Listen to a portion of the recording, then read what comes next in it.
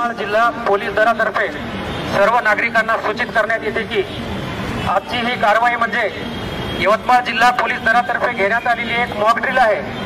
Mock drill म्हणजे खरोखर एखादा काही बॉम्ब सदृश्य वस्तू किंवा काही आढळल्यास त्याचा कॉल नियंत्रण कक्षाला आल्यानंतर पोलिसांतर्फे कशा प्रकारे पुढील कार्यवाही केली जाते याचा एक डेमो होता। आपल्या सर्वांना माहितीच आहे, भारत पाकिस्तान युद्धाच्या पार्श्वभूमीवर सर्व यंत्रणा अलर्ट आहेत आणि अशा या युद्ध सदृश्य परिस्थितीचा काही समाजकंटक लोक फायदा घेऊन बॉम्ब किंवा दहशतवादी हल्ला करण्याची शक्यता नाकारता येत नाही। याकरिता आपण सर्वांनी दक्ष नागरिकाची भूमिका घेऊन आपल्या आजूबाजूला काय आहे, कोण आहे याकडे संशयाने बघून काही संशयित आढळल्यास पोलीस नियंत्रण कक्ष यवतमाळ येथे त्वरित कळवावे।